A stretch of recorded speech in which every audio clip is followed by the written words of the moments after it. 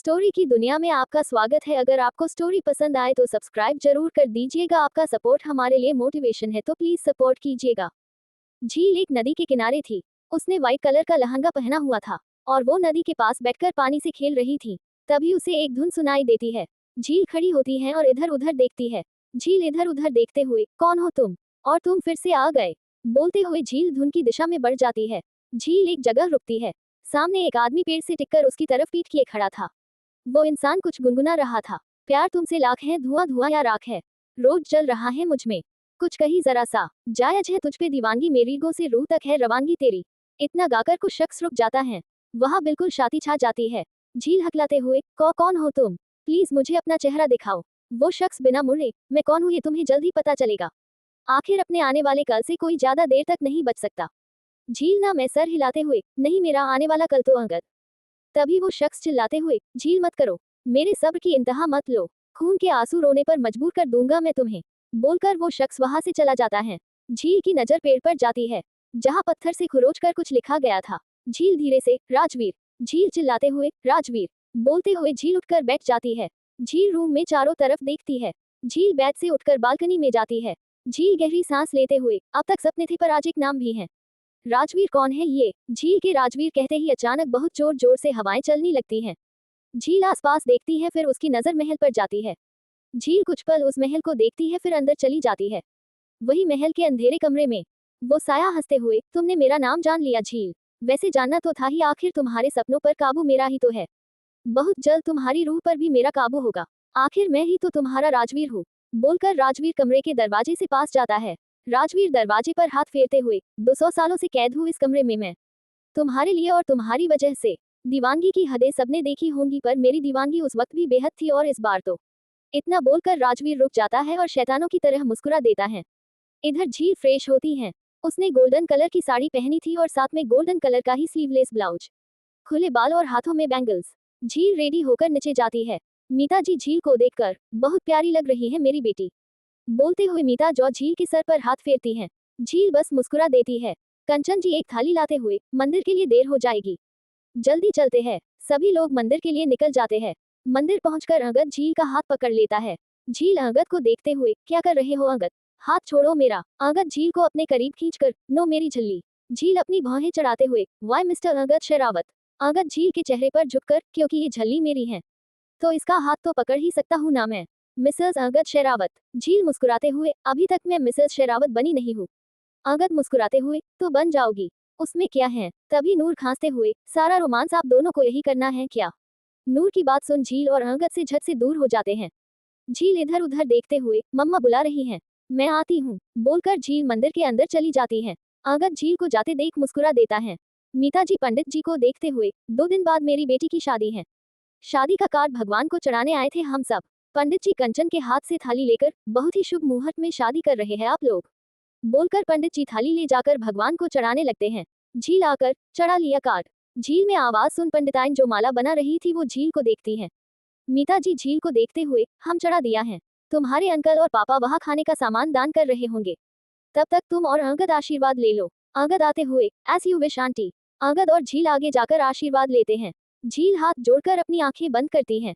झील मन में, मुझे नहीं पता है मेरे सपनों का मेरी जिंदगी से क्या रिश्ता है, कुछ भी हो माता रानी, पर कभी भी मेरे परिवार पर कोई आंच मत आने देना, और प्लीज मेरे सपनों की पहली को सुलझाए, वरना मैं इनमें उलझ जाऊंगी, बोलकर झील अपनी आंखें खोलती है। थोड़ी देर बाद सब लोग महल के लिए निकल जाते हैं। पंडिताइन अपनी जगह से खड़ी होती हैं और झील को जाते हुए एक नजर देखती हैं, जिस पर दिए की लौ गिर गई थी और अब वो जल रहा था। पंडिताइन जलते हुए कार्ड को देखते हुए, अच्छाई और बुराई के बीच एक लकीर है, वैसे ही भगवान और शैतान के बीच भी एक लकीर है। तू भगवान से अपनी खुशियां मांगने आई है, पर तेरी किस्मत और खुशियां तो तेरे पैदा होते ही उस शैतान की हो चुकी थी। इतना बोलकर पंडिताइन सर हिला देती है। महल पहुंचकर सब लोग बिजी हो जाते हैं। रात को नूर और झील वॉक के लिए बाहर जाते हैं। थोड़ी आगे जाकर नूर का फोन बजता है। नूर अपना फोन देखते हुए, दी मैं अभी आई, बोलकर नूर एक साइड चली जाती है। झील आगे बढ़ते हुए उस महल के सामने खड़ी हो जाती है। उसके कदम उस महल से आगे जा ही नहीं रहे थे। झील उस महल की नेम प्लेट देख रही थी जिस पर झील महल लिखा हुआ था। ये नाम देखकर झील थोड़ा हैरान हो जाती है। तभी कोई पीछे से, क्या देख रही हो? ये सुनते ही झील झट से मुड़कर पीछे देखती है। सामने एक बूढ़ा आदमी खड़ा था। झील उस आदमी को देखते हुए, ये महल बहुत अजीब सा है, क्या हुआ था यहाँ जो ये वीरान है? बूढ़ा आदमी महल को देख अजीब सी आवाज में, कुछ हुआ नहीं था, कोई था यहाँ, एक दीवाना था जिसने अपनी दीवानगी दिखाई, बदले में वो पाया जो उसका नसीब नहीं था। उस दीवाने की दीवानगी इस महल के हर हिस्से में है। अपनी दीवानगी सबको दिखाई उसने।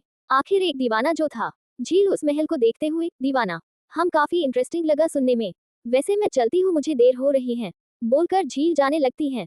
तभी बूढ़ा आदमी, कौन हो तुम और यहाँ क्या कर रही? झील मुड़कर मुस्कुराते हुए, कौन हूँ मैं ये जानना जरूरी नहीं है, और मैं यहाँ अपने किसी खास काम के लिए आई हूँ, अपनी शादी के लिए, बोलकर झील चली जाती है। झील के जाने के बाद वो बूढ़ा आदमी उस महल को देखता है और अजीब तरह से मुस्कुरा देता है। मिलते हैं नेक्स्ट पार्ट में भी। अगली सुबह झील रूम में थी और वो रेडी हो रही थी।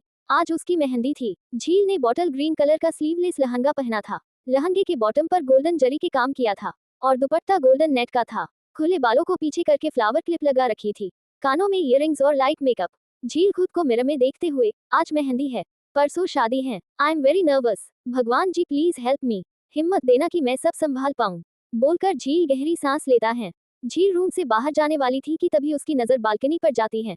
झील बालकनी में जाती है और झील महल को देखती है। झील अपनी नजरें दूसरी तरफ करते हुए, कंसंट्रेट झील, तेरा ध्यान गलत जगह जा रहा है, बोलकर झील उस झील महल को एक बार देखती है, फिर रूम से निकल जाती है।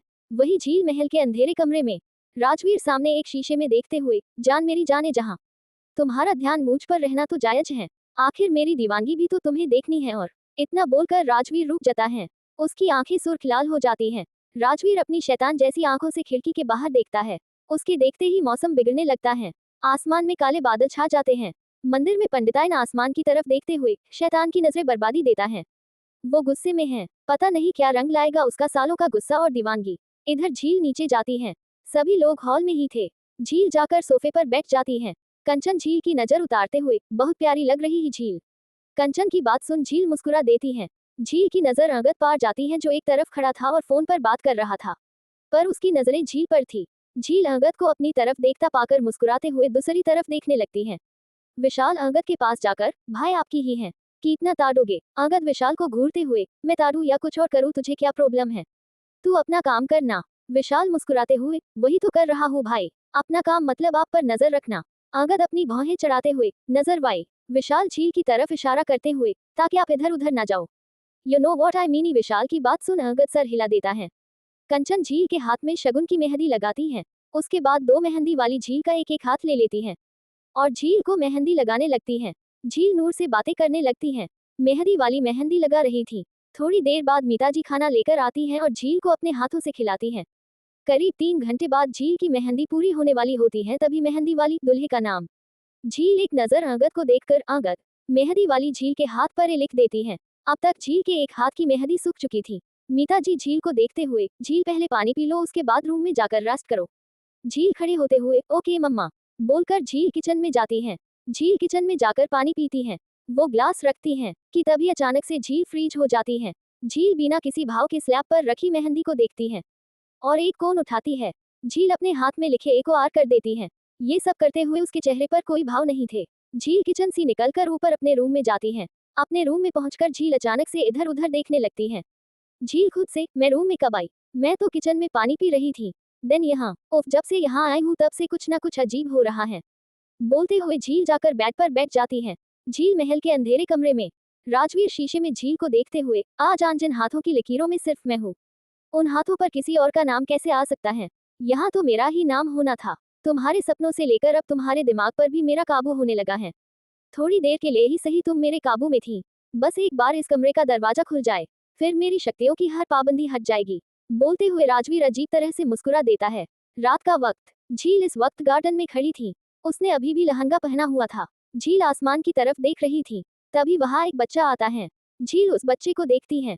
वो बच्चा बिना कुछ बोले झील को ही देख रहा था। झील घुटने के बल बैठकर, बेटा क्या हुआ? आप इतनी रात को यहाँ क्या कर रहे हो? वो बच्चा झील को देखते हुए, वहाँ मेरी बॉल है। झील कंफ्यूजन से कहा, और आप रात को बॉल से खेल रहे थे?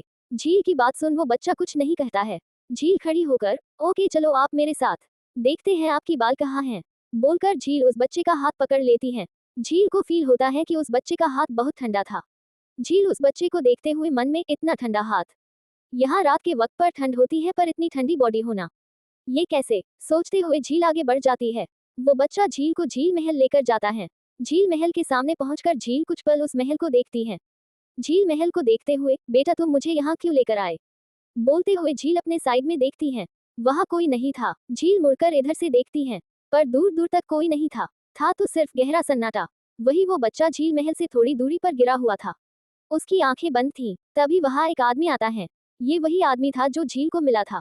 वो आदमी बैठकर उस बच्चे के सर पर हाथ फेरते हुए, कुर्बानियां तो होंगी ही, उसकी काली शक्तियों के आगे तुम्हारे जैसा बच्चा कैसे टिकता, बोलकर वो आदमी सार हिला देता है।